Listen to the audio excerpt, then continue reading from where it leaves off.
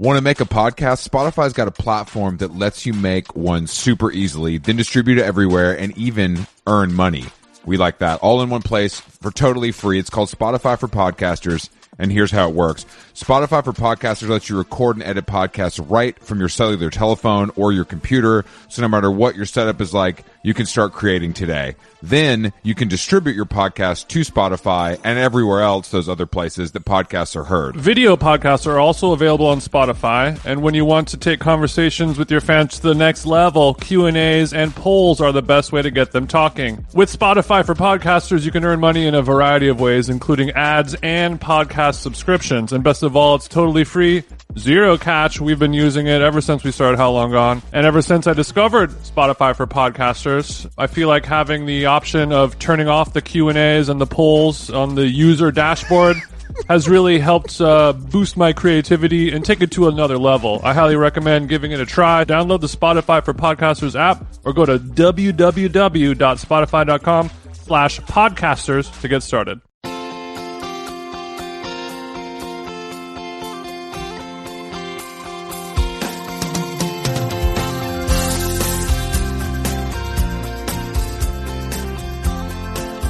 Good morning, TJ.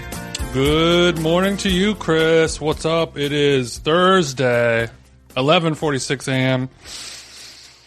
I'm drinking matcha right now. I'm ready to go. Thank God. You know, I've had a busy morning already. I did some interval sprinting and then quickly toweled off and drove over to beautiful Burbank to see my man Eli to get a fade before he headed off to Las Vegas to gamble the money I just gave him on an MMA fight. I mean, that's exactly what I want my barbers to be doing. I agree. Yeah, I agree. So I had to level with him up front. I know nothing about MMA. Please don't try to talk to me about it. And he complied with that. You kind of look like you might have an interest in MMA, but I guess after talking to you for maybe about 30 seconds, you would quickly realize that that's not your bag, baby. To be fair, the 10,000 Maniacs t-shirt could be a giveaway that I am a pussy.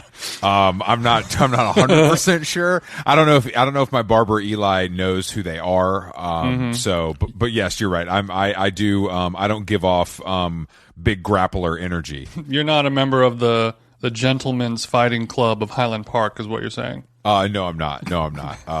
Luckily for you, or your ass would be grass, bro. Yeah, I mean, I would love, once I get this hip flexor worked out, I would love to take you down, with all of my grapples that I've picked up from, years of living in OC. I don't think hanging out with people that wear Ruka is going to get you where you want to go on the mat. It doesn't, but it gets me further than where you're at, Chris. It gets me far enough to tap your little bitch ass out. I mean, I think you could probably tap me. Nav voice. I mean, should we just fight for money a la Jake Paul? I mean, I'm for it. I think if we basically spar 3 times a week for a small pittance. Maybe it's time to really get the bag. Let's go to Texas and do a fight. Well, I think Jake Paul has switched now from boxing YouTubers to now unboxing packages of Pokemon cards. Look, Jake Paul knows how to get bread. Yeah, him and Aoki are both on this wave of Pokemon unboxing, where like you buy a box of Pokemon cards from, like a vintage box. Yeah. Of like first box. Edition, whatever. Like a box of them is like 40 grand or something like that. And then they just record themselves opening the box and being like, oh, we got a fucking Squirtle. That's fucking lit. And then, they make millions of dollars off of this somehow. I don't understand it. I don't understand any of this dumb shit that's going on. And I just don't even, I can't be bothered with NFTs, Pokemons, MMA, any of this stuff, bro. I just can't be bothered. And call me old fashioned, but that's just where I'm at, man. Yeah, we are old fashioned, but I'm doing my best to learn. I know that one of these days I am going to make a little bit of money off of NFTs. I don't know what it is yet. We will see. But I'll make sure to break you off, though, Chris. I would love that. I was listening to the Joe Budden podcast this morning, as I do. And as an entrepreneurial, why wouldn't you? Joe Budden is my Gary V. And Joe Budden said that he has a driver, and he also has a chef. So I think, I mean, bro, what are we doing wrong? Like we're just not. Well, so when Tim he says Dillon, he has Tim a driver, Dillon's got a G-Wagon. Tim Dillon's got a G-Wagon. Joe Rogan's rich. Like these Cumtown guys are making $500,000. What are we doing wrong besides not digitally panhandling? I think that's the only thing, really. All of these, Tim Dillon makes about $100,000 off of Patreon every month. So that's 1.2 million a year from only Patreon. Then he also does like 10 different ad reads. He'll do live shows, stand up, whatever else on top of that. So, he's making a couple billion a year at least. Yeah, maybe even like a TV appearance. We could be looking at 1.5, 1.6 minimum. Yeah, and Cumtown, they're doing, they're almost making $1 million a year off of Patreon. That's something to sink your dick into, isn't it? Do you think any of those Cumtown guys have a driver? That'd be pretty cool if they did. It would be cool. Do you think that a guy on a Revel scooter picks them up and takes them to and from the studio in Bushwick? Actually, I was talking about this with my life partner because when we were coming back from our trip to Hawaii, like we went to the Lyft at LAX or like the Uber Lyft area at LAX. Yeah. And we were talking with some ladies from Orange County who were just coming back as well, and they're like, Is your Lyft on Uber also saying that it's going to cost like $90 to get home? And we looked and it was like expensive as fuck. It would have been the same money to rent a car service from Glendale to LAX. It's $90. A guy comes through with like a nice, clean, brand new whip, Fiji's in the cup holder. It's a perfect experience. Tip him $20, of course, whatever. But like to have that versus the same amount of money to sit in the back of someone's fucking nasty ass car, like all kinds of Cheerios and shit on the seat. And my girlfriend was like, why don't we just get a fucking, like, we can just get a driver. There's got to be someone out there who's got like a Lincoln Town car from 2004. He doesn't have a whole lot going on his plate. Give the guy whatever, like $500 a month. And this literally sounds like what you would be doing if I didn't come along. So continue. Well, it's dope because they have a program that lets you like work to own the car as well. You know what I'm saying? So like after 5 years, this Kia Soul will be mine, dog. I mean, but I mean, it is ridiculous because they like obviously Lyft is a cheap way to I need to go get home from the Cha-Cha. It's going to cost $11 and whatever. It's fine, but like yeah. Airport rides. When you're getting a ride home from the airport, it's basically just saying like I'm gonna bend over and take this ding dong, bro. Like you have no choice. You're at the airport. You want to go home. If it's $50, if it's $150, if it's $400, what are you gonna do? Home that's why we need to normalize getting a driver. Thank you, Joe Budden, once again on the front lines, not only defending and advocating for creators' rights, but also normalizing having a driver. I don't think he has a driver because he wants to. I think he has a driver because he has to. Like some type of like court. It's a court mandate, or he's like has like a weird like he's afraid to drive. He has like some type of issue going on, and I'm sure the driver that he has is like his little homie from the block who, he basically he pays him in fucking jeans, Do you think, first of all, Joe Budden is not known for his fashion sense, so I wouldn't want his hand-me-down Balmains. Well, do you think that we have a little shooter in our life that could be our driver? Because of course, my car is big enough for both of us to, I could obviously I would allow you to sit shotgun because you need the leg space, and then I could just kind of take up the back 2 rows, and we could be typing and stuff on the way to the office. And that seems like a better use of our time, does it not? Yeah, that sounds like a great idea, and I can't wait to get there. But I do love the art of driving, and you do have a BMW, Chris, and that is the ultimate machine. So it's going to be hard to be driven around. I'm good, bro. I'm good. I want to sit in the 3rd row. I'm an ETA whore as well, and if I type in the destination into Waze, and it's like you will be there at 2:47 p.m. I'm like, challenge accepted. It's finna be 2:43. Jason, I'll run a couple reds. My goal for you is to, instead of treating life like a video game with Waze, is to be so busy that you have to be tethered to the machine at all times. And that 15-minute drive to the office, to the how long gone world headquarters / studios should be a productive time. We will. The car does have Wi-Fi, okay. So don't worry about that. Don't worry about that. It is so equipped. Then it's equipped with Wi-Fi, okay, and Bluetooth technology. It does have both. I should be doing Joe Rogan style weekend driving where I take the McLaren out up to Malibu and do some laps around. Exactly. Before I got to take the kids to soccer practice. Speaking of Joe Rogan, Jason, we joked about our Texas tour on the last episode of this podcast, and unfortunately for you, it sounds like it might be time. The response is deafening. So our Texas familia is speaking up. TJ Texas Hive has stood up. They have tipped their 10-gallon, and they said, "Come through." And I think the idea of us renting an F-150, getting some cowboy boots, and taking our little show on the road could not only be fun, but even profitable. Well, I mean, I don't know if it's cowboy boots now that Texas has become, an Elon Musk. It's gonna have to.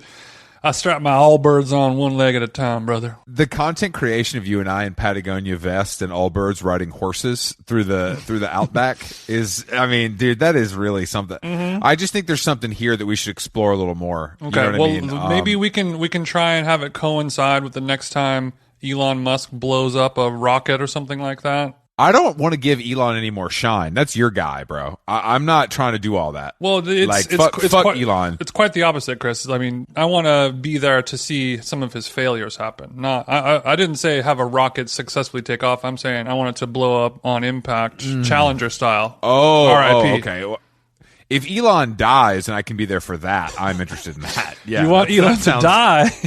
No, I don't want him to die, but maybe hurt himself a little. You know what I mean? You want him to be injured enough to where he starts making some big decisions about his life. Yeah, I'd like him to think twice, before he talks shit about How Long Gone again. You know what I mean? Because I don't want to have to throw hands with Elon, because that little his head, he looks like what's the baby Tommy Pickles? That's what Elon looks like. Elon looks like Picklehead. Shout outs to Grillos. We know you're listening. Best pickles in the game right now. Well, I mean, to that, in addition to that, I would love to get Grimes on the podcast. So, Grimes on How Long Gone Challenge. Speak for yourself. That's the last person I want to talk to. She came perfectly put a sentence together. Actually, she would just talk about herself for an hour uninterrupted, just bars. She just made $6 million in about an hour. I know. Selling some NFTs. That sounds like something I'd like to talk about. I guarantee you she couldn't even explain that to us in a way that we would understand, because either she's too smart or we're too dumb. You pick. I don't want to be the guy who always says a little bit from column A, a little bit from column B, but that's a textbook column situation right there. Textbook column situation. I don't understand what she's relevant for besides being crazy, because the music, I can't name one song, and neither can you. She's the Rita Ora of Pitchfork. I disagree. I like a lot of Grimes songs. Oblivion, the number one. Okay. Oh, okay. I'm sorry. I guess I and the Delete Forever song that appeared on everyone's best of list for the year. I'm not a Grimes stan by any means, but sounds like you're standing. But enough talking about Grimes. Let's talk about our guest today, Jason. Acclaimed author Lauren Oyler is joining us today. Her debut novel, Fake Accounts, has been garnering a lot of great press. She also is known for her scathing and sometimes positive book reviews for the London Review of Books, the New Yorker, New York Times Magazine, Harper's Book Forum, and of course, The Cut. But all of that being said, Lauren is also, and I know this from following her on Twitter for a long time, but she's 6 feet tall, Jason. She's long and lean, just like Big TJ. Exactly. So I'm glad that she's joined the ranks of just another tall guest joining us on the program today to talk about her book, which I have read. I got my advance copy and I really enjoyed it. And unfortunately, she likes Berlin, so we'll have to investigate that, because we just keep coming up on that. Yeah, there is definitely a through line of intelligent female authors who spend a little time in Berlin, huh? We need to unpack that and what that does. I haven't been able to sleep a wink. Let's give her a motherfucking buzz. Let's give her a bloody jingle. So you said you were doing some homework. Does that mean you were listening to the show, or you were just kind of studying up on some current events that we might bring up? I was listening to the show. I was drinking a beer that I left in my bedroom. And I was doing squats to get into the mindset of you guys. And no, I wasn't doing squats. But I was reading the Row article on The Cut, which I did not finish. And I read Nomi's article about Jürgen Teller, but that's because I wanted to read it anyway. Well, first of all, let's talk about your 3 p.m. weekday beer. What brand are we using? I'm in Ithaca, so I'm drinking a Flower Power. Don't say Flower Power like it's a thing that we all know. Oh, it's the Ithaca Brewery makes a really good IPA called the Flower Power. It's great. Highly recommended as a beer. And I don't usually drink a beer in the afternoon, but I'm in the fun phase of the media circuit. So I was like, why? They're fun. It was like half a beer, so it's no judgment here. I love to sit back local IPAs as well. So what are you doing in Ithaca? Because I was about to say this place looks spacious. So I'm trying to. Are you finding yourself, or just you had to sequester to do all the press? Oh, my boyfriend is a professor and he has a job up here. So we just moved. We were moving here anyway. So I try to be like, we didn't move here because of the pandemic. We have a serious reason. But that's why I'm here. And yeah, the apartment is nice. It's in this Victorian house. So like if you hear the neighbors, they're upstairs. It's Ithaca. It should be free. They should pay you to live there. It's expensive. Do you know it's not even that much cheaper? It's obviously cheaper, but like the deals are not mind blowing. It's kind of disappointing. What college is there? Cornell. That's right. Yeah. And Ithaca College. So they've got like a lock on rentals, which is really annoying. I've actually been there before. Oh, unfortunately, in the middle of winter. And I got to say, you're a braver soldier than me. Oh yeah. I mean, the snow has been melting actually. So that's kind of nice. I've learned all sorts about snow. They get lake effect snow, which is a different kind of snow than your typical. You said lake effect snow? Lake effect, yeah. Could you expand on that, my sister? I cannot expand on it scientifically, but I can expand on it spiritually, which is that I'm like looking outside as if it's snowing. It like seems to just float in out of nowhere and then like go away, and it doesn't really accumulate, but it is kind of pretty. And for that reason, also it rains in a similar way, which also sucks. Sounds kind of like a house cat. Yeah, sure. It floats in, floats out. You have to take care of it. Mm-hmm. How are you adjusting to small town life? I mean, well, I did read in my obviously extensive research for this program that you are from West Virginia, which is truly the backwoods. So it's probably not unfamiliar for you to the slower pace of life is what I'm saying. Well, it's like, I don't know. I lived like in a subdivision, like off the interstate. So this is extremely pleasant. I live downtown, so I can walk around. I can walk to the grocery store. I walk to the gym. Also, another thing, the pandemic, everything's pretty much open here, which is good. Mm-hmm. Hell yeah. I have heard reports. I've heard reports. Can you confirm that COVID-19 is over? I'm hearing reports that it's over. Can you confirm that it's over on this podcast? I can't, Lauren, please. Is it over? No, because please, my family. I know. As soon as we can, I want to go to Europe very badly. I'm extremely spoiled, and I'm like, if I can go to Europe, then it's over. But until that point, I'm not going to say so. However, I do know someone who got a vaccine yesterday. Do you guys have vaccines? No, my mom and my brother both have both of the Fauciachis, though. So everyone in my immediate family has been microchipped by Bill Gates. I am, of course, holding strong. Unfortunately, my immune system is so strong that I feel like I don't even know if the vaccine will work on me. Yeah. It just won't take. Do you think the vaccine could bounce off of me like a rubber bullet? Because it's going to make it worse. It's going to make the pandemic worse. Shit, good point. I need to rethink that. So I should get the vaccine is what you're saying. Well, for science. Oh, okay. Got it. Mm-hmm. I might have to seek out a specialist for this. I feel like maybe there was one in Mississippi or Texas that I could find to give me this shot. The strongest guy. You also need like a really strong guy to do it. I want a strong Southern man to kind of pierce me. The perks of COVID, am I right? Yeah, exactly. I didn't know. We're in West Virginia. Where are you from, Lauren? I'm from Hurricane, West Virginia. Hold on. Is that Are you just saying hurricane like a Southern person? But that's how they say it. It's how they hurricane. say it. Hurricane, West Virginia. So you are confirming that you're saying the word hurricane. Hurricane, yes. Like the weather. pattern. Mm-hmm. There's also a tornado, but it's pronounced normally, I think. But yeah. Okay, so Hurricane, West Virginia. Why would you ever want to leave? Huntington. It's near Huntington. Oh, Huntington, of course. Yes. My grandma and a lot of my family is from West Virginia. I went there one time. Oh. And not a whole lot to do out there. Obviously, I wasn't familiar with ramp season as I am now, but I know that there's ramps aplenty in West Virginia. Really? I never encountered a ramp until I moved to Brooklyn, New York. We're not talking about a quarter pipe. Just to be clear, we're talking about the little the fern, they're ferns. We're talking right? about the boutique fern ingredient that could be found there. Boutique fern. Where in West Virginia are your family from? I don't freaking remember. But I know I went there once, and the only thing that they did was watch golf on television, and then you just kind of sit out on the porch, and then someone's job is to like pick the tips off of the green beans and stuff like that. Yeah, but I didn't. Good. That sounds nice. Like we didn't. There's no farming involved in my experience, so I don't know. My grandparents had horses. Are you a recovering horse girl? No, I couldn't. Okay. I would never. And it's so fucking boring. Have you ever been around horses? They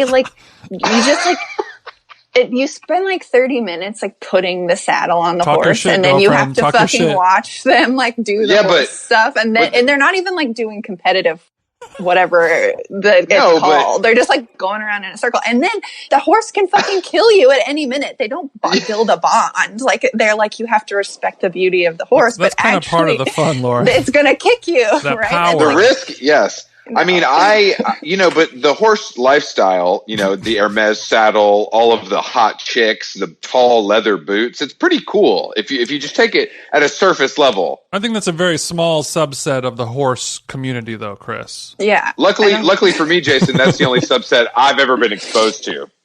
So I couldn't. You are a lucky girl. Yeah, I couldn't talk about these ranch hands. You know what I mean? I'm not familiar with that style, but I do think that I was almost kicked violently by a horse, Lauren, so I can relate to this. My uncle did have horses on his property, and I was almost marred by a mare, if you will. Well, and Jesus Christ. It stuck with me for a long time, and I am terrified of horses. So I recognize. Yeah, or they I don't know. I think I was around when someone got kicked by a horse. I didn't watch it, but it was like they got kicked by a horse, and it was this big thing, and they have to. I mean, the saying you have to get back on the.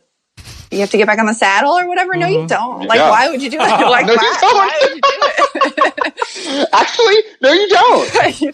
You think about these cliches for a second; they're all lies. They're a little outdated, sure. Yeah. What were you doing in high school? Just AP English and shit, or were you out smoking grass? Both AP English, no grass. Worked at Kmart. What department phone. were you in? Were you selling Kathy Ireland originals? No, I was just checkout stuff, and I couldn't cashier work, and I couldn't sell the beer because I was not 18. Yeah, and that made you want it even they more. Would make you. It made me. I don't know. They would make you fold all the terrible shirts when no one was there because no one was ever there because they were about to go out of business and all of this terrible stuff. And then in my free time, I would hang out in the Taco Bell parking lot. Well, you're talking to two guys who spent a lot of time in parking lots with other men, just standing around, kind of, shooting the shit. Yeah, that's actually decently similar. I was working at Sears in those high school years, and then I would go sit in the parking lot of a restaurant called Del Taco. Okay. And, either try to fight people or touch a tit. Yeah. There's only two things to do. Mm-hmm. What kind of tunes were you listening to, though? Because I feel like you might have been. Were you a goth chick, or were you just a regular old cheerleader? Thanks for that. I was neither of those. I was. Are you saying you were just a nerd? I wasn't. I don't know that I was quite a nerd because I also disdained. The nerds were doing band, right? Mm-hmm. I didn't do that either. I think nerds can do a little more than band, but continue. Okay, but I was a high achieving outsider, but I was one of these obnoxious, I was getting into Yale, and so I did that. And I had what kind of music were you listening to in high school? Bitch, I don't know. I was getting into Yale. What is the soundtrack to Yale? Bad music. I was listening to horrible okay, so I'm 30 years old. I was born in 1990, so this is the context. But I was listening to like bad like pop punk and like emo, but not even pop emo, like not real emo. And like whatever was on the radio. Hold on. Let's dip into that a little more. Let's name some artists, please. Like, are we talking Fall Out Boy, My Chemical Romance, or were you going deeper than that? I think a bit deeper, but not that much deeper. Like I wouldn't purport to have a real knowledge of different bands. So were you banging Taking Back Sunday in the Jetta? Or Taking Back Sunday. I was driving a Toyota Corolla. Thank you very much. Let's go. It's a solid vehicle. Yeah, it was a Corolla Sport. All right, money bags. And let's see, what else was I listening to? What are the bands? You know the bands. Like the Chris Used, Black. Maybe? No, not the Used. Oh, I had a conversation with my boyfriend the other day talking about AFI because AFI used to be cool, and then they were like real metal, and then they became crazy, right? Is that true? At a certain point, AFI in their they were from the 90s. In their like, salad days, like they were cool. Yeah, that was what I was told. No, that is your boyfriend is correct. I mean, I'm not going to say AFI was ever cool, though. I think that's a little bit of a stretch. Yeah. Chris, you wasn't there. I actually was. I was there, Jason, unfortunately. But I love this reoccurring theme of this. Maybe we should talk to a lot of people your age on the show, but this genre comes up a lot. And I'm glad that you found a place for your, your angst, It wasn't angst. Like I don't know. I wasn't like listening to Dashboard Confessional and like feeling it. I don't have, you know what I mean? Like you are as heartless as you seem. I understand now. So even then you weren't developing emotions. I was sad. I wasn't mean though. I was sad. Now I'm thinking Death Cab for Cutie. I remember when my friend's older brother played Death Cab for Cutie for us for the first time. All of the classics. Yeah. Death Cab for Cutie is actually one of those bands that I deeply despise, even though they have some good songs. I just find him deeply uncool. Well, that's his cross to bear, though. Sure. Like everybody hates him, even though they were a significant band, and he made a misstep by marrying Zooey Deschanel. Not unlike Tekashi 6ix9ine. Yeah, exactly. Him and Tekashi. Somebody, he walks so Tekashi could run. I think Zooey Deschanel has made a worse choice dating the Property Brother than like comparative as far as choices go. I think for him, any guy in like a big emo band to date or marry a celebrity, like look at the Madden brothers from Good Charlotte. Those guys are absolutely crushing. They're married to Cameron Diaz and Nicole Richie. That's like A-list behavior. I didn't know they were married to Cameron Diaz. Oh yeah. And are they? Benji is married to Cameron, and they might have some kids.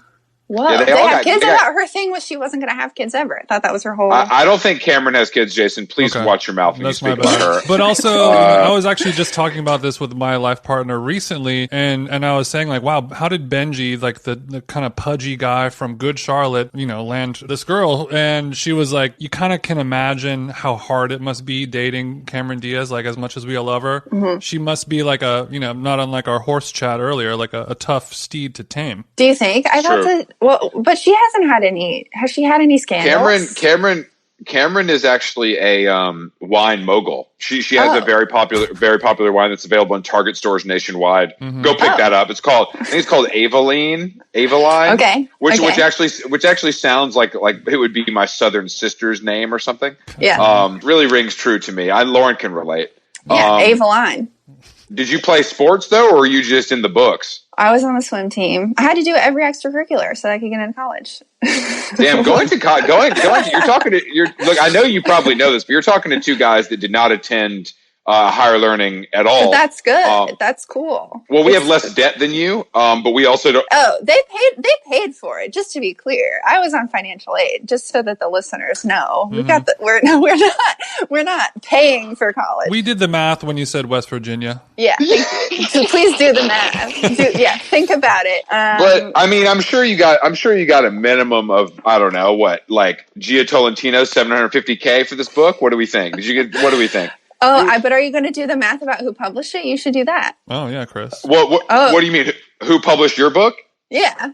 Well, I mean, it says Catapult, but I imagine that's a subsidiary of a larger company. No. This is an independent publisher. Yeah. All right, so you got $1,400. I got somewhere in the middle, but I got somewhere between $400 and $750,000. Yeah, You guys flip a coin. Let's say okay. Which Tesla? Should I just say can you it? buy? What does it matter? Oh, what do you mean? What does it matter? This is all we care about. This is how does it not matter? Well, it was like very hard for me to sell this book actually. So why? It's so I really liked it. It's so current. It's fun. It's current. I know. I think like more than 20 people turned it down. Damn, do you have a sob story about you and your agent about to pack it all up, and then Catapult comes in at the last minute and slides a deal memo over via email? No, there wasn't a sob story. It was just sort of like, I don't know. It was just like sort of weird because I like write for magazines all the time, you know, like I was not. Wait a second, guys, I do this for a living. Like, where's my money? Yeah. And also the book is good. I think that the book's good. So it was very strange. And everybody kept saying like, everybody was trying to figure out why nobody wanted to buy it. And they were like, it's an experimental novel. It's a European novel. And then someone was finally like, it's because she's mean about feminism. But now everybody's mean about feminism. So it's good point. Once again, How Long Gone finds a thought leader to join us on this podcast. You just had to wait for the cultural zeitgeist to catch up with you. I mean, you just said it's not that weird of a book. It's not hard to understand. I think it's actually easy to get into because it feels like right now in a way that's like kind of nice. Like I can't remember the last time I've picked up a book and been like, this feels like I'm reading, like it's happening as I'm reading it, which is, I mean, I think it's hard to achieve. Yeah. And I also think like people are afraid to write novels about things that are happening now because it's like, oh, it will feel dated. And it's like, well, all novels have a setting, right? It's odd to think that novels are timeless because they're not. Can I ask you why you chose the worst city in Europe to base this book in? I was hoping this is the one I listened to this episode, your episode with Emily Siegel yesterday, and I was hoping that you would ask me because I want to ask why it's the worst. It's the best. It's just ugly and the people aren't nice and the food's bad for you. There's just nothing for me there. But what food are you eating? Like the food is such an old school thing. Like Lauren, I try to eat as little food as possible. Exactly. I don't know if you know that about this show. No, I do like the Vietnamese food was very good, which is a little bit of a surprise to me. But overall, the gruffness of the people did not sit well with my sweet Southern soul, and I'm surprised you did not have that same issue. Well, I don't have a sweet Southern soul. I'm Appalachian. It's very different. We're very combative. Look, I know you're addicted. That's our thing. I know you're addicted to opiates, but you don't have to bring it up.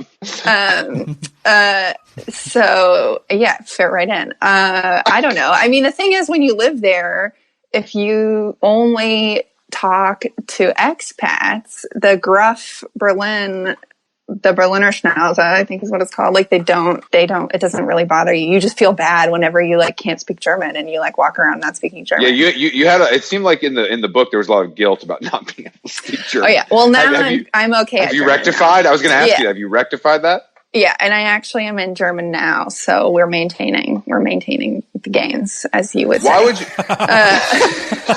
Why would you? Of all the places, of all the languages to learn, German seems like the least useful and arguably ugliest. But do you just feel feel akin to it? I never considered it at all. I never thought about it as a country. I went there because I was studying abroad in London. I never thought about it as a country. Yeah, well, I didn't, from West Virginia, they teach you about France and they teach you, I learned Spanish. So I did Spanish from people who didn't speak Spanish fluently. That's fine. Let's see. So then I was studying abroad in London and I went on me and the lads went on tour to Mittel Europa, and our last stop was Berlin. And if you've read my book, you will recognize the story. I went on a pub crawl with these people, and I fell in love with the tour guide on the pub crawl. So then after I graduated from college, I moved to Berlin, where the pub crawl tour guide was. Did we change the names? Did we change the names in the book? Yeah, and also he did lie to me. Like when we met, he was doing the lying on the pub crawl thing. But after that, he was very pure and nice. What kind of lying are we talking about? Oh, he just said he went to Oxford and Classic. it was boring lies. And he said that he'd studied something and actually he'd been to a different university and studied something different. And whatever. But then, I moved to Berlin, and then I lived there for like 2.5 years. So for 2.5 years, you were just blinded by love, or no, we broke up. We broke up. It wasn't. We broke up, but it was like I don't know. My rent was 240 euros. Can we get a conversion, please? I don't know what it is. Probably 320 or something. I don't know. 320 sounds. Is good. it 320? I don't know. That's including all bills. Let's learn to think on our feet a little better next time. Come a little more prepared if you could. But that is cheap. But unfortunately, much like my beloved New York City, I'm not living somewhere because it's cheap. I'm living somewhere because I want to be there. It was interesting. I mean, I don't know. I like to be in Europe. I like to be able to go places. There were lots of I was living there because it was cheap. But it was. What kind of? That 240 euro rent, that leaves a lot of money in the Celine wallet for drugs. And I hope that you were doing them. I was doing some drugs. I was doing moderate, but I had never done them the way that British people do them from age 12. Are you implying that British people start doing cocaine at the age of 12? No, they do ecstasy. Mm-hmm. They're just doing tons of ecstasy all the time. Am I wrong? At least this generation of British people, it would be like, should we get some pills? And you're like, okay, what kind? And they're like, what do you mean? Pills, speed, or they're doing speed or whatever. And so I was hanging out with lots of British people and just doing drugs on the weekend, which is fun. I was babysitting. That's our dream as a podcast, is to hang out with British people and do drugs on the weekend. But unfortunately, cheat day. Unfortunately, life has gotten in the way. Did you pick up a love for dancing to fine Berlin techno? Yes, I think it's great. It's fun. You've not been to Berghain? Have you? No. You didn't partake of Berghain? Dare to dream. So when we were there, it was an extreme heat wave. I was there when you were there. I think we were tweeting about it briefly. Oh yeah, you're right. No, you're right. Yeah. And we were going to go to Berghain in the afternoon because it was like an outdoor. They had like an outdoor thing, and then it just got messed up. And then I realized that there's probably nothing I want to do less, but feel like I should do more while I'm there. And I would have lasted approximately 1 hour. Yeah. I think, and what's cool about it is the space, as they would call it. Yeah. It's really cool inside. And I like the music and whatever. Have you done? It's just not that fun if you go at normal times. It's not that fun until 4 or 5 in the morning. So you can't start there. And I think they did this controversial, everybody got mad because they started charging you a bit more. It used to be that you could go get a stamp at midnight and then come back and skip the line. And they started double charging you for that, or charging extra, and everybody got mad. That's what happens when you get too popping. But I don't know. The bars are really fun. Also, I like to smoke inside. I like the German beer. I like hanging out at the German. I don't know. The bars are good. So what's the bar scene and smoking indoors like in Ithaca, New York? It's schlecht, as they would say. But everything's kind of. I mean, everything's closed. There's a cool bar down the street, but it hasn't been open once. But you said the gym is open in Ithaca? I swam laps yesterday. Well, swimming laps is good because you don't have to wear a mask. And the other stuff, you have to wear a mask. Oh, sweetie, we don't have to wear a mask on this podcast anywhere, so you don't have to worry. You don't have to worry about us. Jason's wearing a double mask though because he's a cuck, but don't worry about him. That's why he doesn't. That's why he doesn't turn his camera on. He doesn't want you to see his double mask. That's why he sounds funny. Please, ma'am, avert your gaze. Please, ma'am. Did you write this book in Berlin, or were you in New York? I was in New York. I left Berlin in at the end of 2014 because I was freaking out about my ability to make money, basically, because it's very cheap, but there's no work. I almost forgot that you worked at the failed Vice Vertical Broadly. Yeah. Oh, and before that, you have you hate O32C? I copied it in one issue of O32C. No. Jorg is my shooter. Yeah, I'm pro Jorg. Okay. When I was in Berlin, that's who I was hanging out with, and I'm like, if I'm hanging out with this guy, shouldn't it be better? This guy's the fucking mayor. That was my whole thing. I'm like, this guy's the OG. You need to have a middle. You can't have the too cool techno international bullshitters class, and you also can't be with people who are too wealthy, because I think there are better places to be wealthy and important. The sweet spot is in the the sweet spot is in the middle, where you can really get a lot of bang for your buck. Good point. And, good point. I have some friends from the Broadly world. Oh yeah, who? Yeah, Ellis Jones. Oh yeah. Who I grew up with, but Broadly was an experiment, correct? Yeah, I mean it was a woman from Jezebel started it. And I mean, all the Vice stuff is really just like different ways to sell shit to Unilever and stuff, right? So it was that. And I think now they own Refinery 29. Am I wrong? Yes, they do own Refinery 29, but I thought broadly I remember when that happened, though, people were a little bit like, I don't know if this is what we want from these people. I don't know if we want this from Vice. The thing is, like, I never read Vice before I started working there. and I just needed a job because I just moved back to New York and I was like temping somewhere and I needed a job and they were like, do you want to come be a writer? And I was like, okay, fine. And so that's why I worked there. I don't know. Beautiful story. The people who worked there were kind of, I have friends from Vice still.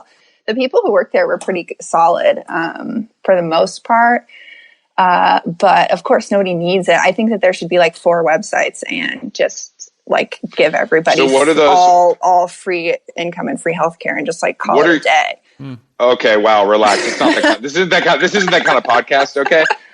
No healthcare advocacy. Keep your tax the rich shit out of here, please. But is healthcare fucking sucks. Yeah, fuck healthcare. Yeah, fuck healthcare. That's That's for dorks.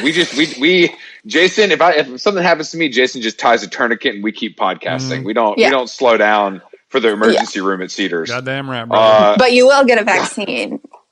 For science. I'll get a vaccine. I'll absolutely get it. I know a lot of people who've got the vaccine. Do you know a lot of people who've gotten the vaccine? Yes, I do. Or I have seen a lot of people who've gotten it. But I want one now. I feel jealous. There was actually an article on Failing Vice today about vaccine FOMO. And I was like, this is getting out of control. That like people are having FOMO about getting a vaccine. Like fear of missing out on getting something that will save your life? Yes. Well, because people it's like a social media thing, right? To brag about your vaccine. That you got. I think too. Well, there's also vax shaming now. Like if they saw that I got it as a healthy person, they'd be like, he must have cut the line or paid a doctor. You know, it's like so weird. It's like when people were taking pictures of people in a park and like telling on them. It's the same kind of idea.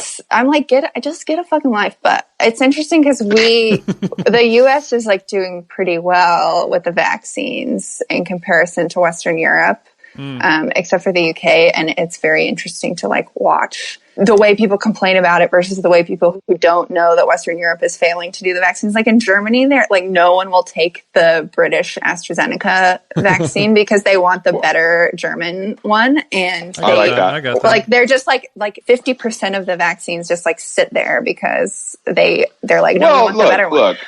Look, I won't drive a Honda. You know, I'll drive a German car though. I understand where they're coming from with that. It's not crazy, really. It's not crazy. I mean, look, life or death means different things to different people. Lauren, you are a member of Tall People Hive. Yeah. How has your life been impacted by that? I never notice anymore when people are short. But must be nice. Yeah, I think I don't notice it either. I don't notice it. I mean, it's sort of fun. I used to be a little bit weird about it when I was young, but now I am. It's good. I look good in clothes. Like that's really good. Wow. And so when you're going out in the town in Ithaca, you're not afraid to put on the 4-inch Manolos and really stunt on them. Oh, I'm not wearing the 4-inch. I'm not wearing heels, but if they're hard to walk in, like it's good. Why would I need to wear those? You don't have to tell me. So, okay. so like the Netflix movie about the tall girl and the struggles of that growing up. Like you didn't really. I didn't watch it. Okay, but you didn't experience any of that, shaming of like, oh, she has big feet or she's really tall. Or... I think I had bigger problems than that. Okay. I mean, I think probably a little bit. And everyone's like, "Do you play basketball?" Which is what girls always get. But like, besides that, I can't.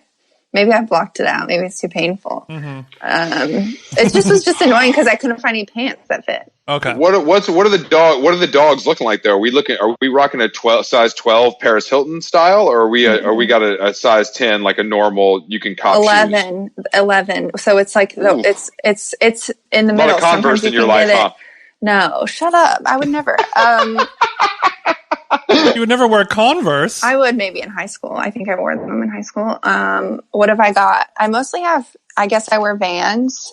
I wear a Chelsea boot. I'm looking at them. I got my running shoes over there. What's really annoying, and to bring back the literature angle, there's a passage in The Idiot by Elif Batuman where the protagonist goes to a shoe store and a woman tries to tell her that a size 41 in European sizes is a size 11, and the protagonist knows that it's not because it's a size 10. And she tries to convince her to buy these shoes that are too small, and that is true. 42 is the correct size. We're both. Jason, unfortunately, he can't find shoes, and he's forced to wear Stacey Adams dress shoes and like Kobe's. But I make it work. So once we get our book advance, I'm going to buy him some. I'm going to get him some custom shoes made because I think that's a luxury that every man should have. What size are you wearing, Jason? I don't know about men's shoes either. 17. That's too big. That's too big. You got to get them. Where are you getting the what shoes are you wearing? Converse. Options are low. I hope to one day be cobbled like one of Chris's horses with a custom pair of shoes, but we are not quite there yet. It's going to happen. I mean, Lauren, what is your Jason and I have a very a close working and personal relationship. Do you feel that way with your agent or your editor, or no one? Are you a lone wolf? I think I'm a lone wolf, unfortunately. Is that because you're mean? Is that because you're mean to them, or no? I'm really nice. I'm not mean at all. Have I been mean this entire time? There was a big drama on Twitter yesterday about whether it was appropriate or not for people to be mean on Twitter and nice in real life. I'm very nice in real life. But unfortunately, people find me mean on the internet. I would disagree. The thing that's disturbing is not like being mean on the internet and being nice in real life necessarily. The thing that's disturbing to me is being mean to the same person that you are then nice to in real life, right? Like that is creepy, weird behavior. So you're saying keep that same energy, chief, is what you're saying. Yeah, or don't try and talk to me if you were shit talking me 3 weeks ago just because it was online. Let's talk about when did this happen to you? Because this feels personal and recent. It just happens periodically. I don't have a specific thing. I don't know. We all have like little annoyances, but it's just interesting when they're like laid bare for like in the record, right? Like I don't know. One time someone wrote me an email. This person that I sort of knew and was vaguely friendly with wrote me an email that was like, LOL, funny, like a line from an article. And then they were on Twitter shit talking the article for like hours. I wish I could interview them. Unfortunately, I severed that relationship, but I wish that I could like ask like what was going through your mind when this was happening, because I find it very fascinating. What is your relationship to Twitter.com? Because you're a power user.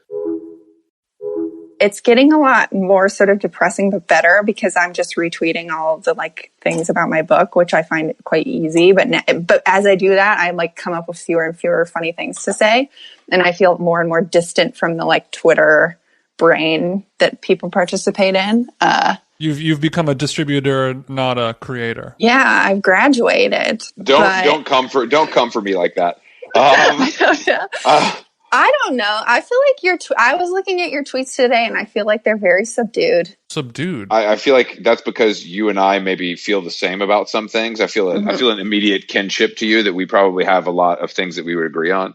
Unfortunately, making fun of, Donald Glover rubs some people the wrong way. And that's my cross to bear. Yeah. Well, I think like what is the level of celebrity at which it's like inappropriate is an interesting question. Like when do you become a public figure? Do you guys feel like hurt and betrayed when people make fun of you? Do people make fun of you? Do you know? Yeah. Yes. They do. Yes.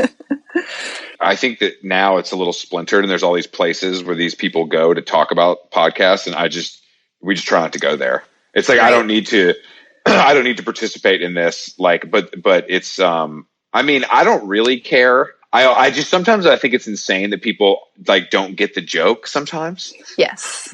Where it's like, guys, you don't realize that I'm kidding about this. That happens. That's the number one thing that shocks me. But yes. I also was taught at a young age to never underestimate the stupidity of the American people. Yeah. And I think too, like there's a group of people that get it. Therefore it's possible to be gotten. And the other people's problems that they don't get it. But in a lot of the reviews of my book, everybody's like, because it's ironic at times, like they're like, she's ironic the whole way through. And I'm like, no, I actually really do have a negative opinion of a lot of people. I'm not being, it's not a joke. Right? I'm like really making this criticism of you. But I think it's like a lot of people in the media in particular feel just oppressed by Chapo Trap House, and that like they let that out in various ways. Like they do not, they feel that sense of humor is the dominant one when actually it is just a very like loud section of their Twitter universe that they follow or whatever.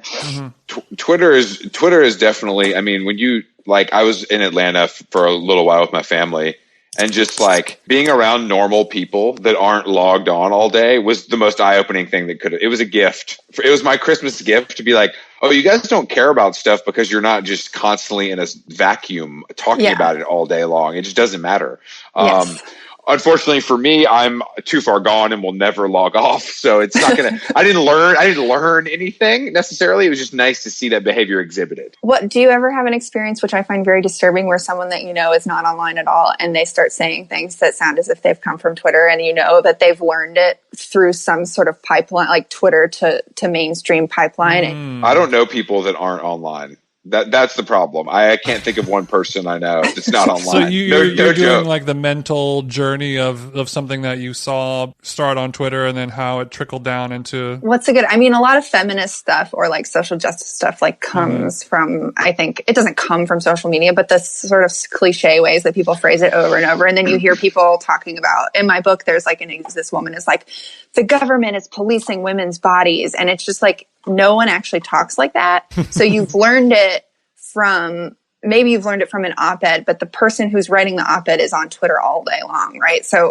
the language just like trickles down in a way that like it doesn't make sense to me, at least, to say that Twitter is somehow like different or special, because like everybody who's in charge of the world is on Twitter also. Thank you for saying that. That's very cool. It's very cool to kind of put me in that category. I really appreciate it. Very Twitter-esque to take that as a personal compliment as well. The elite. Oh, yeah, we're the elite, Jason. What is this? So you have gotten, I mean, honestly, it's been fucking Lauren week for a while on the World Wide Web. And I have to say, I'm proud of you. You know, it's you've gotten all that blue chip press that we all desperately crave. And I hope that your publisher, I hope this is moving the motherfucking needle. Is it, because I saw that you said the book's in the 4th printing. That's fucked up. Yeah, it's good, right? That's good. I think it's good. You know, like books do not sell very well. So like, I think I read somewhere recently that the average hardcover book sells 3,000 copies. So we're doing very well. But it's just weird to be like, I don't know how many copies I sold. I know how many copies I sold the first weekend. Since then, I don't know. But it's very weird to see such a small number and be like, this is the absolute fucking dream right now. Like you know what I mean?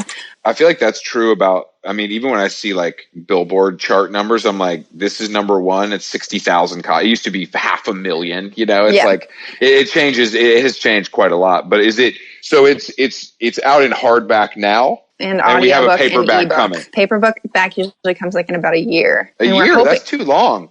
Yeah, well, they want to sell the hardback. What about audiobook? There is an audiobook. It's very wonderfully narrated by a woman named Rebecca Lohman. Why didn't you do it? Jason can't read good. Yeah, why didn't you do it?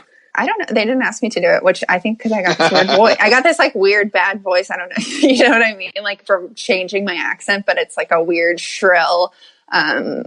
You know, I'm just not good at reading, but I'm glad that I didn't have to do it because I've heard you it's have really a nice voice. Thank you. I've heard it's really hard. That it takes several days and you get very tired doing it. Yeah, I mean that's how I think about reading books as well. I mean, without even a microphone or anything like that. Jason doesn't read good. That's why he asked. You know, we were reviewing you for this show. He was making sure he could listen to all the articles about you. You know, he wanted to listen. He didn't want to read. Well, that's fine. I think that's good. Is that bad? I don't know. Or do you have shame about that?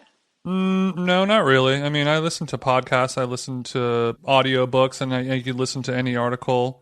While I just like the Autumn. Yeah, or like Pocket, or you know, all these apps where you can just do that. But it's hard for me to just sit down and focus. I like being able to do other things, multitask, do the dishes while I'm listening to a book or whatever, something like that. Yeah, I can't. I'm impatient, so I don't listen to things that often, but I could.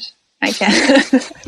I could. We're not making you do anything you don't want to do. No, I don't. Yeah, if you look, you can listen. You can listen to the Ben Shapiro podcast on your time. Like that's up to you. Like if you want to listen to the. Yeah. Do you listen to any podcasts on a normal basis?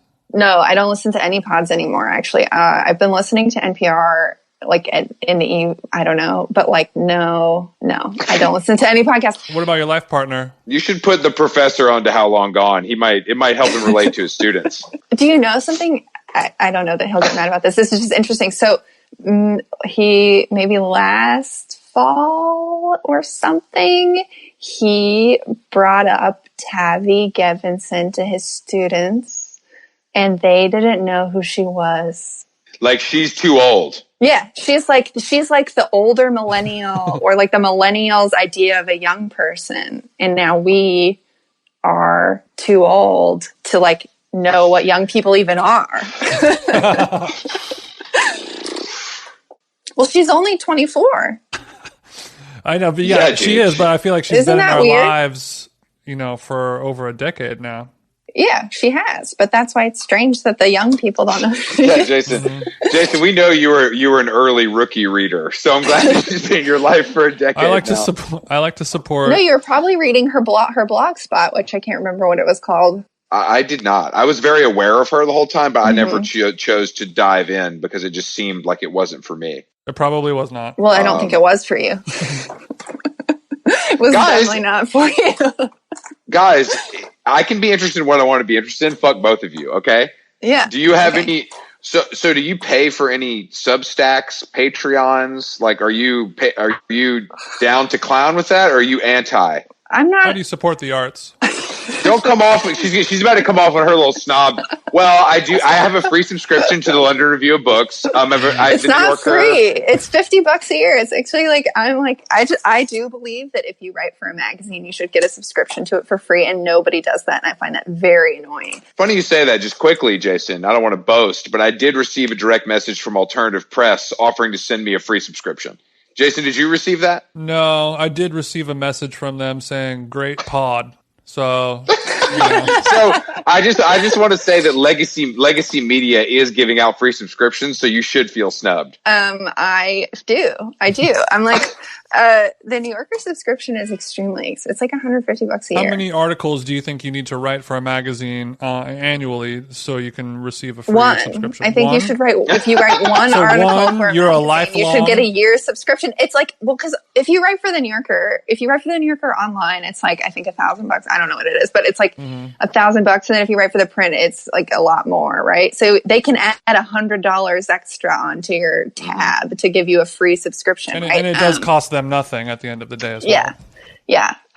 But no, so I just did my taxes the other day and put all my magazine subscriptions, but I don't have any Substacks and I don't have any Patreons. What do you have? How many do you have? I don't subscribe to fucking anything. I subscribe to I guess I pay for Blackbird Spy Plane and I pay for the Bret Easton Ellis podcast, but I don't listen to the Bret Easton Ellis podcast anymore. Sometimes I'm just not like a film guy, so I don't care about some of that stuff. But when it's him and someone good, I just like he kind of, because he's a writer, he starts the show with like a essay of prepared remarks that I actually quite like, and it can be about a little bit of everything, and then it sets it up. But I do like it. I don't. That's the problem with all that shit, though. It's like I don't know. I just, because it's not a regular podcast in my fucking feed, I don't think about it. Like I don't think to go like click the extra times to actually listen to it. I think I waste so much time during the day that I can't listen to a podcast. You know what I mean? Like I'm trying to work and then I just waste my whole day, and so then I can't justify listening to a podcast. What's your number one time waster? Twitter.com, obviously. Are you working on book number 2 right now, Lauren? What are you working on? I like that you guys are like trying to ask me serious questions that come randomly, like in the middle, and that nobody cares. We talk at such a pace and cadence that they don't have time to realize that they don't care. Yes. Yeah, basically, you finish listening to this podcast an hour later. You don't know what happened, but you feel satiated somehow. That's a beautiful vision. I have two ideas. and I want to work on one more than the other one. But the other one. Well, do you want to hear? Just tell us Tell us both, and we'll tell you which one's better. I would never do that. I would never do that. I would never. She doesn't even. You didn't even say no. Just I would never do that. No, you can't. You can never ask that, Chris. That's a sacred. Superstitious. Guys, thank you, guys. I was kidding. Thank you, guys. I know how the process works, Jason. I don't know if you know this, but Jason, there's 2 published authors on this podcast, and you're not one of them. Chris wrote a book. Have you read Chris's book? No, but I do know about it. What's it called? It's more of like a list book, pre-BuzzFeed. I did move a lot of units thanks to Urban Outfitters. I was going to say, was it at Urban Outfitters? I wish my book were at Urban Outfitters. It was a big Urban Outfitters graduation season book because it was advice for young people. That's great. I didn't make any money. In fact, I might have lost money actually at the end of the day if I really think about my time. You shouldn't have paid your writers so much, Chris. You gotta do a spreadsheet before. Jason, it's funny you say that because our guest is a known ghostwriter. Mm-hmm. So when it's time to put your memoirs together, Jason, I think we know who to call. Yeah, call me. Yeah, what's your Venmo? My Venmo is just Lauren Oyler. Venmo me. We do. Yeah, we can work out a good rate. Okay, a pod-friendly rate. Friends of the pod. Because I do. When you do something like that, I imagine there's 2 kinds of people: the people that are really involved and want to be involved, and the people who hire you because they think they're not going to have to do anything. Is that the 2 types of people? Well, I only have ever worked with with it kind of people who I only have nice things to say about, basically, because there is a type of celebrity who thinks they can do it on their own, but deigns to hire a ghostwriter, and that's a bad person. But if someone's hiring a ghostwriter, they usually understand that they can't do it, so they respect that you have a skill that they lack. Mm-hmm. So in general, it's pretty normal, I would say. And I think of myself as an accountant, which is that I have a special skill that allows, they can't do it without me, but it's not, it's a sort of almost technical thing. You simply learn the trade that they did not. Yeah. Who, out of all the people you've ghostwritten for, who have been some of the more respectful names? Oh, well, technically, I've ghostwritten for one person, Alyssa Mastromonaco, and besides that, I cannot disclose any names because I signed an NDA. Okay. Jason, we both read the Jessica. We read the Jessica Simpson memoir, and there's a reason it was so good. Really? Yeah, it was me. No, do you know who did it? Do you know who did it? Does she have an acknowledgement in the back of who did it? No, I don't check. Do they have? But you can just negotiate that if they have to acknowledge you or not. Yeah, usually. I mean, sometimes they won't, but usually you can they will say thank you to Lauren Oyler for her invaluable help on this blah blah blah or whatever, the baby has been born by you, you know what I mean, it's all some stupid language that just indicates you should hire this person as your ghostwriter if you want to. So you could look at her acknowledgments and see who did it. Can I ask you, does that come from, in your experience, are these people fans of yours and familiar, or is this an agent to agent deal because everybody thinks that you'd be the person? I did a couple when I lived in Berlin, but they were this performance artist's memoir that was I was paid very little to do, and then I did something else too. It's just an advice book basically, and then which I think is a lot of if you're ghostwriting, you're doing weird CEO advice, how to make it to the top, that kind of stuff. Nothing weird about that. And then no, I think it's great. It's really good money. And then Alyssa was the COO of Vice, and we met negotiating the union contract. I know this is no politics space, but we met negotiating the union contract. Hey, we're union. Jason is a known union buster, so you got to be careful. We're going to put a rat outside of his apartment in Glendale. No scabs allowed. No scabs. I have to turn off the podcast right away. I have to leave before anyone on Twitter realizes that I've talked to a union, a scab. No, she was pro-union and was negotiating for the management because she used to work for Bernie Sanders, and they were literally you used to work for Bernie Sanders, why don't you do it? And so she was good. And then after that, it's actually, I think, kind of hard to get a millennial ghostwriter, and lots of people want someone who's young and with it. So it's just a word of mouth thing. Mm-hmm. Yeah. Do you make more money ghostwriting than writing your own books? Oh yeah. I mean, a buttload? Yeah, not a buttload. I make a normal salary, which if I were only living on my writing for magazines and a book, I would not make enough money to live. Damn. Yeah. So you're saying you got to do one for them, one for you, a little commercial work, a little editorial. Yeah, that's totally, I think that's like pretty normal, right? Like most people have to do that. Well, my final question is, how do we get this in the hands of Kendall Jenner or Kaya Gerber? Have you already started that? Kaya Gerber had it. She had it. Did you see? She was on the Daily Mail. Did she do the book club with it, or she just had it on the yacht? I will send it to you. She was like clutching it in her arms outside with the whole cover out, like she was packed holding it. So there's a story here about, I think the next career move for you could be young Hollywood book suggester. Yes, that seems like a great job. Literary stylist. Yeah, Kendall Jenner's like modeling agent was doing it for her. Like her modeling agent assistant was doing it for her. And she had some home runs as far as being on the nose. I heard that whoever was doing it for Kendall really liked alt lit. Is that true? I don't know. She had Darcy Wilder's book and Durga's book. That's alt lit, I guess. Yeah, well, Durga's not alt. For Darcy's book, how many copies do you think that moved, seeing that photo? I have no idea. That's what I mean, how many copies does being in Kaya's book club move? I have no idea. I'm looking for some speculation. Well, I mean, her book club is literally like, so this week we're talking about Joan Didion. It's like, it's not like, I mean, it's books that are going to sell anyway, is what I'm trying to say. Right. She's not doing She's picking like books. Yeah. I bet Darcy's book, particularly because of the cover and the title, I bet it sold a lot because of her. Yeah. I feel like it was on a small press, so it was probably not. Yeah. I should do more with those photos, but I don't want to like be obnoxious about it. But it was pretty funny. I mean, I don't know. Just one day I looked at Twitter and everyone was like, Kaya Gerber's holding your book outside the last bookstore in LA or whatever. Well, if you want to take a picture, if you want to get a screenshot now, just I'll do it. If you're looking for some books to get returned, this is a great way to do that. If you're looking to lose out on the clientele, hopefully you have an ironclad return policy picked up in your earlier days return policy from Kmart. I think it's at Amazon. Oh no! But I think too, if they order too many books and it flops, they have to buy them back, which is a total disaster. Mm-hmm. Common issue in a lot of industries. Lauren, thank you for joining us. Thank you for having me. An absolute pleasure. The book Fake Accounts is in stores now. Bookshop.org, Amazon.com. Your favorite e-reader. If you're in Canada, hit the local Indigo. If you're in a shitty part of Brooklyn, you can go to Books or Magic. It's all up to you. Lauren, follow Lauren on Twitter. What's the handle? It's Lauren Oyler, just my name. And I have to say about your name, I had to listen to something to pronounce it correctly, and then it was exactly how I thought it would be, which was nice. Yeah, it does sound like it's going to be different, but it's really not.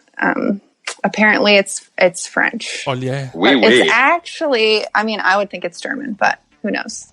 Who cares? Okay, this is enough of your little German loving. Okay, this she came on this podcast is pro Germany, and I wasn't ready for that. But thank you. Yeah, get the book, guys. Fake Accounts is in stores now. Lauren, it was a pleasure. Enjoy that beautiful Ithaca winter, and we will talk to you soon. Thanks. Bye.